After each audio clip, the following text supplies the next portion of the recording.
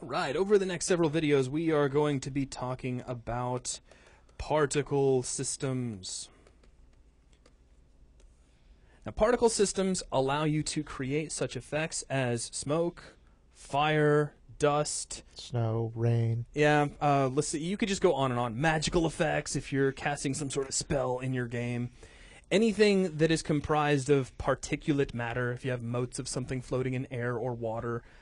Now, there are a few things you need to understand before just jumping right into particles, and I wanted to cover those here in this kind of introductory video.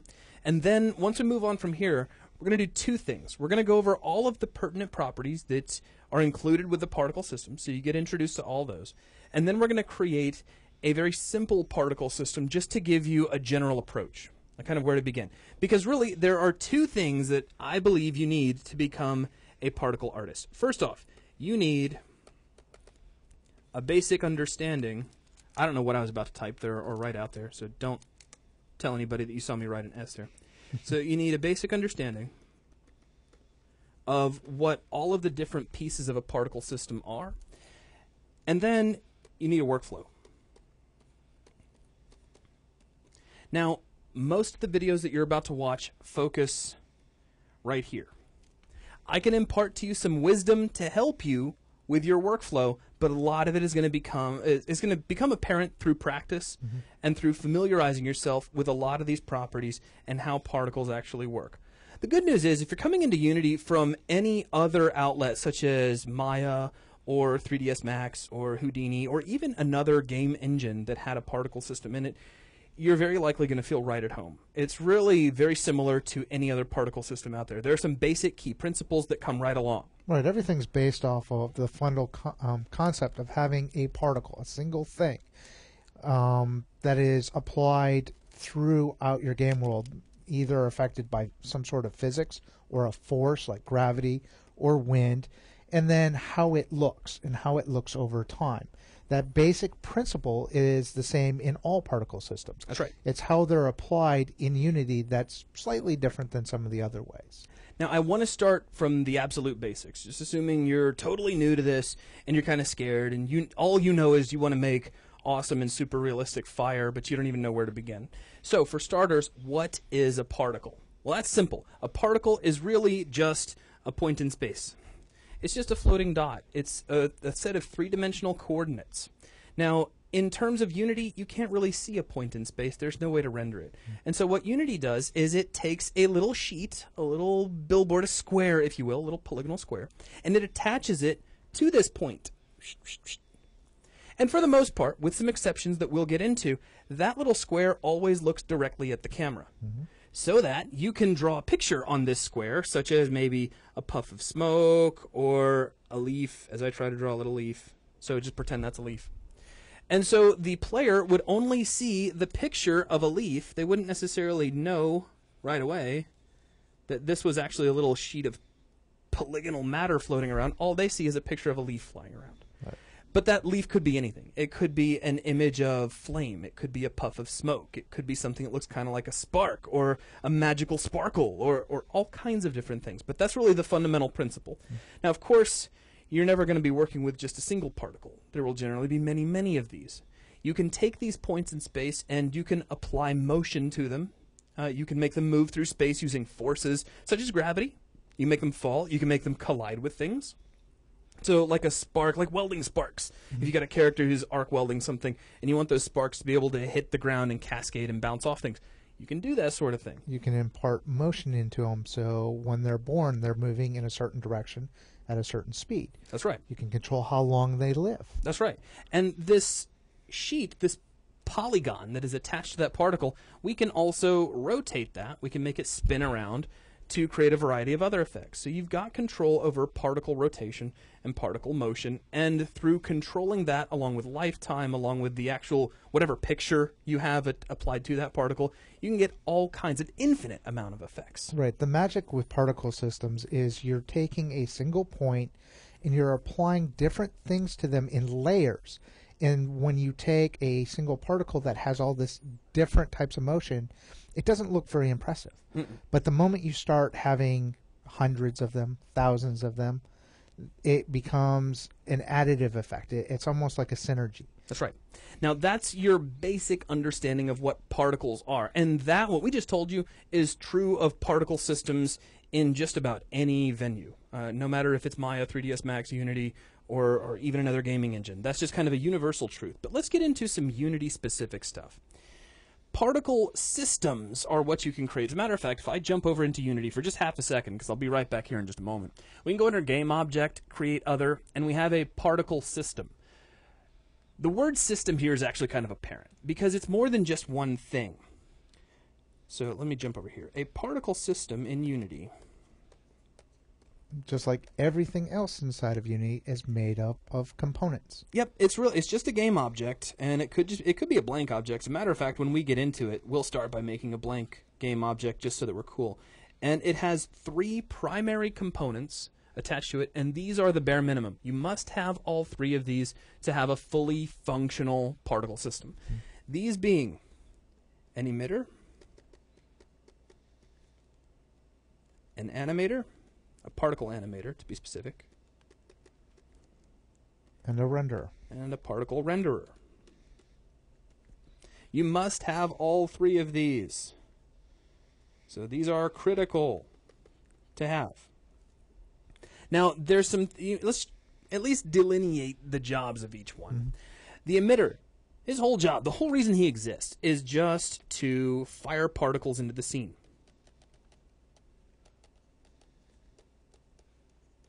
This is like your particle gun, so to speak.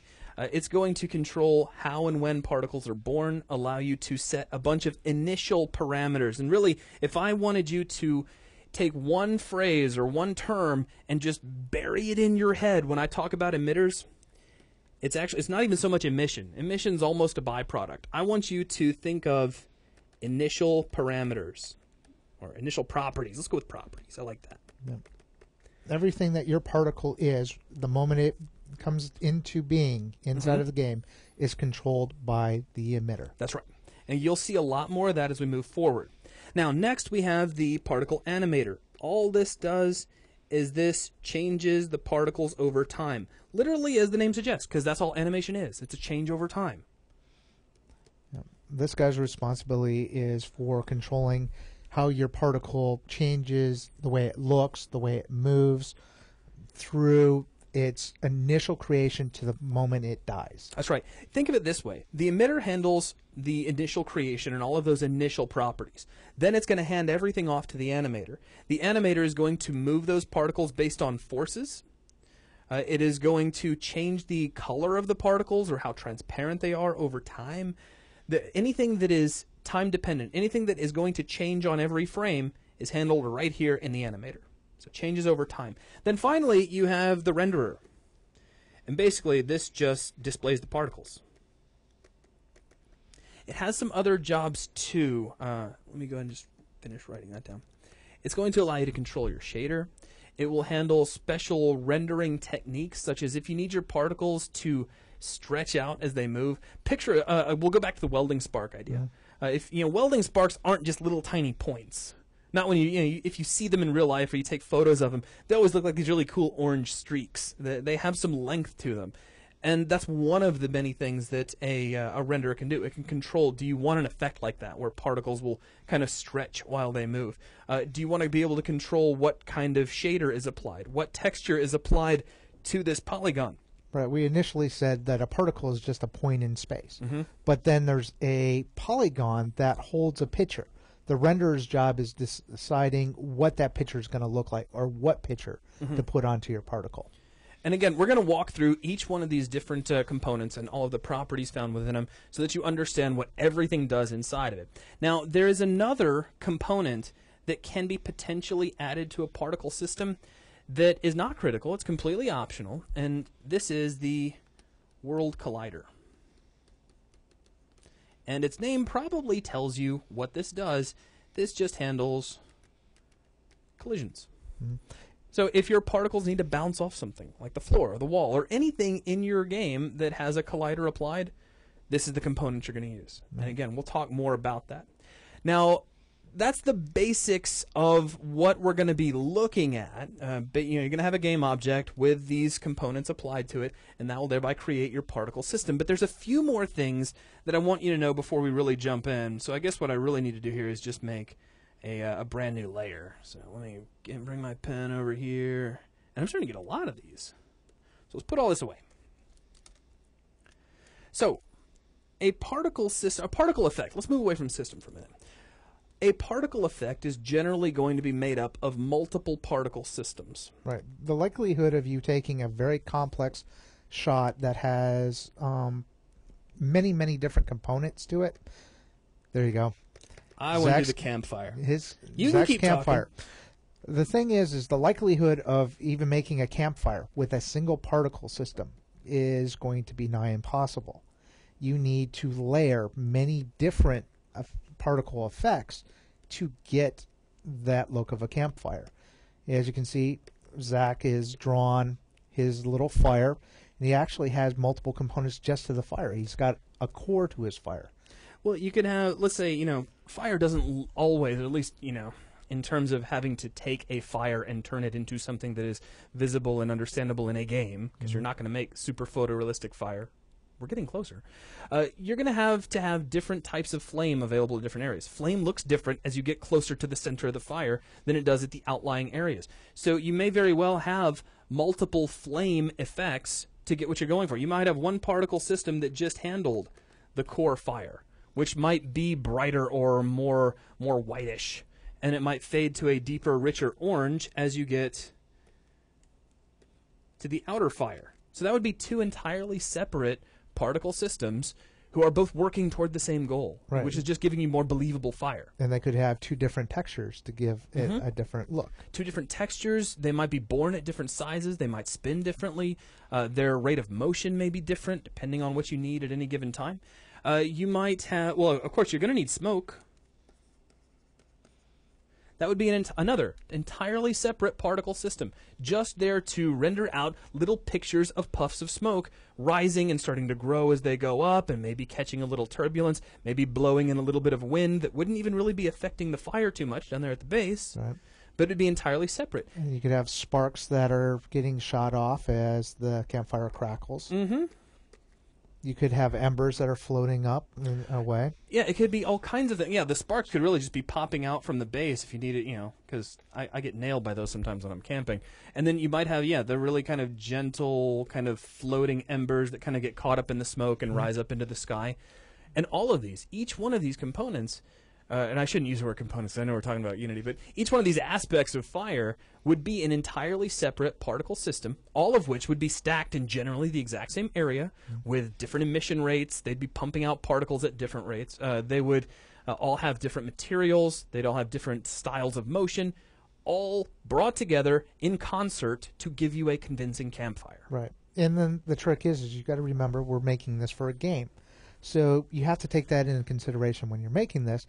And don't go crazy and go, well, I need 50 different particle systems to make a campfire. That's so true. And it's real easy to get caught up because I'll be the first one to admit, man, particles are cool.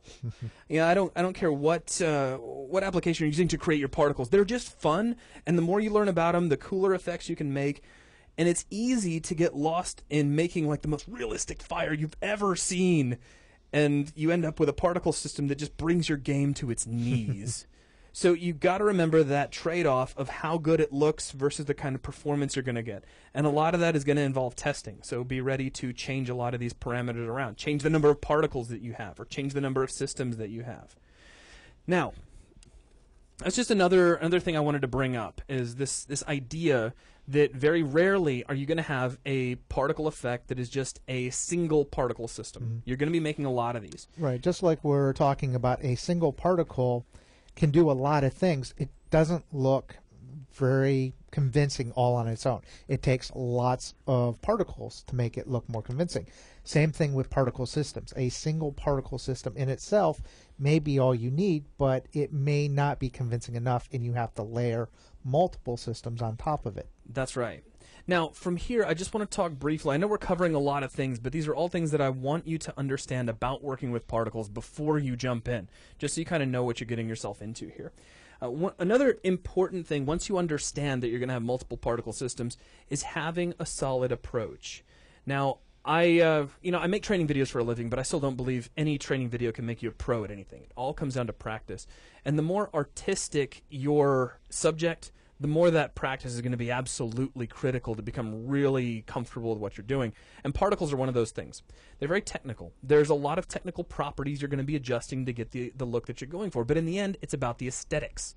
It's about getting that look that you desire, or as close as you can get to that look while maintaining your performance. Right, believability is what you're going for. It's technical in creating a particle system, but it's an art form in making it look like real smoke, right, real fire. And in going through all of that, it can be very difficult to keep track of a proper approach to get something like, a decent campfire. And if you're totally new to it, it's very easy just to get lost. And that can sometimes lead to discouragement or just throwing your hands up and saying, I just can't do particles. So what I want to do real quick is just impart a really basic workflow, just something, kind of some tips that I want you to keep in mind, especially if you're new to this. Now, if you've been making particle effects for a while, you're just going to be like, well, yeah, of course, or roll your eyes, or whatever, and that's fine. But we already kind of discussed the first part, which is break your effect down.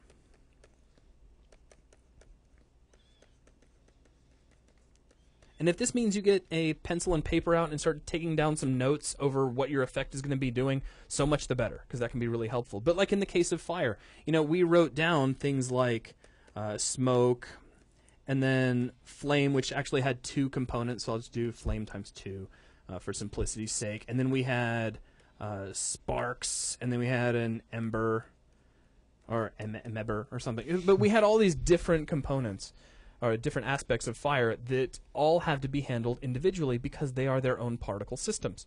That's a critical step to make sure that you know all of the different pieces that need to be brought in. Then you're going to take each one of those one at a time and solve them. And when you do this, I recommend you just you go about it one step at a time. Find one critical aspect that you absolutely know about. Things that let me give you an example. Like, let's just say we want to make a basic flame. Okay? So where do you start? You might be thinking, I know what flame looks like, but where do I even begin? Internet. Yeah. Actually, doing research is always an important step. So never completely knock that out of your game. But a really good step for just making that is, what does flame look like? It's going to be a whole bunch of little tiny flickers of a flame-like shape. I mean, if I tell you to draw fire, what do you draw? Even if you can't draw, you're probably thinking something that looks kind of like this, and probably a lot better than that. But that would be somebody's idea of flame. And really, in particle systems in games, that's a fairly decent, quick representation of how fire tends to look. You're going to need a lot of little pictures like this, and that may be a good place to start, which is just putting on your initial texture. And you may find that once you get that texture applied, even if you have to create it in Photoshop, download it, get it from a texture collection, there's so many ways to get that kind of thing, you might notice that all of your little tiny pieces of fire are still really, really tiny as they rise up out of your fire's location. That still doesn't look like fire, but you've solved the first problem, and it's opened the door for the next problem, which may be increasing the size. And this is just an example. So, solving these problems is going to be different based on every single effect. So now you've added on your texture, you've noticed they were small, so now you've boosted up the size of your flames, and you're starting to get this kind of pile of fire, which is looking better, but it's not yet moving. Right. And so that tells you, okay, well, now my fire needs to go up. So you start adding on motion. And all we've done here is we've started off with a single toe hold, knowing in advance, all right, well, we need a picture of fire to begin with. And that exposes the next problem we need to solve. And that in turn exposes the next problem, which in turn, and so on and so on. And that's how you can solidly approach just about any problem that you need to create with particles. Now, you're going to actually see that once we get done talking about all of our particle properties. Again, we're going to create a simple particle system where you'll get to see this, but I wanted to kind of throw it out there just to give you kind of plant the seed of a way that you can approach creating your particle systems. Now, let's see, I'm trying to think. Was there anything else really hardcore, critical that I wanted to cover in this video? And I'm not, I think I've pretty much hit everything. Well, I can think of one thing that Unity brings to the table with particle systems that's really, really nice, And that's the fact that as you practice with these systems and you solve these problems one at a time, you can take that little initial flame and save it out as a prefab. Now you have a starting point. So every time you're looking at creating some sort of fire type effect, you've got a starting point. You don't have to start from nothing. So you can start that, adjust it a little bit, and then you could save that out as a prefab. And then as you work, if you're working in a studio or something and your director comes to you and says, we need this effect, you'll have this library of all these initial effects that you've got to draw from, and you can very quickly start to assemble more complex effects. That's right, and that actually brought up another point. When you load up Unity, one of the standard packages you can load up is a particle package. And if you're totally new to particles, I really would like to stress the importance of loading that package in and taking a look at some of the prefab examples that are included, because you'll see things like smoke, steam, fire, all kinds of stuff that you can play with, even snow and whatnot. And you can open those up and you can see how those have been approached, and you can learn a lot by looking at those. So that's a quick rundown of particles in general. The real key things that you need to walk away from this with are the fact that a particle system is going to be a game object that has a particle emitter, a particle animator, and a particle renderer. That's the really big one, because that's what we're going to be going over in the next several videos, is showing you each one of those components in depth, and then we're going to take a look at actually making a particle system. But unless you have anything else you want to throw out, Lee? No, that's it for this one. All right, that will wrap up this video. Thanks a lot.